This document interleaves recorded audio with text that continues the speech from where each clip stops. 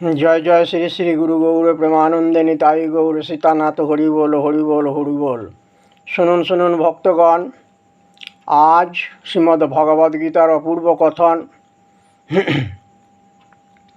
এতদিন ধরে আপনাদের সামনে যে গীতার সেই সূচনা থেকে অষ্টাদশ অধ্যায় পর্যন্ত, সন্ন্যাস যোগ পর্যন্ত পরপর আমি দু চার কথা করে বলে বলে এলাম।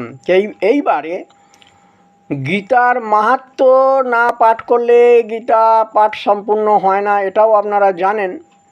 আচ্ছা, তারপরেতে এবার গীতার উপসংহারে কিছু যাই হোক দু চার কথা আমাদেরকে বলতে হবে, সেটাও ঠিক কথাই। তো এই দুই মনোবাসনা নিয়ে আপনাদের সামনেতে এসে উপস্থিত হয়েছি। আশা করি ভক্তগণ নিশ্চয়ই কিছু কথা কর্ণপাত করবেন, এবং সেই কর্ণপাত করলে পরে আপনাদেরই মঙ্গল। জীবনযাত্রার পথে গীতাকে সঙ্গে নিলে বা গীতাকে নৌকা স্বরূপ, গীতাকে ভেলা স্বরূপ করে সেই গীতার ওপরেতে নিজের দেহ স্থাপিত করে আস্তে আস্তে জলপথে ভেলা নৌকো যেমন বিচরণ করে, আমাদের মনকে, আমাদের শরীরকে সেই ভেলার ওপরে চাপিয়ে বা নৌকোর ওপরে চাপিয়ে বিচরণ করাতে হবে, তা নাহলে কোনো গতি নাই। এই কলিতে, ঘোর কলিতে গীতাই হচ্ছে আমাদের একমাত্র রক্ষক।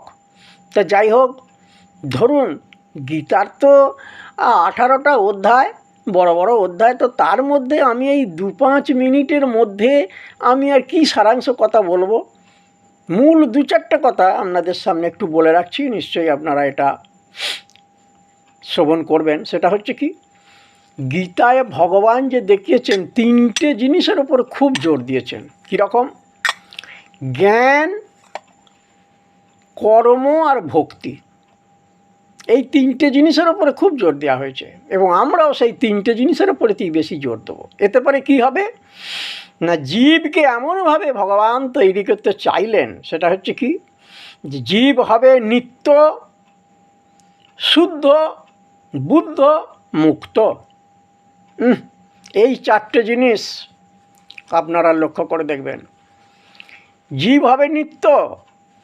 নিত্য বলতে গেলে পরে কি না, যার কোনো দিন ক্ষয় নাই, না কি, সেটাই হচ্ছে নিত্য। যার কোনো দিন ক্ষয় নাই, ব্যয় নাই, অব্যয় অক্ষয়, সেটাই হচ্ছে নিত্য।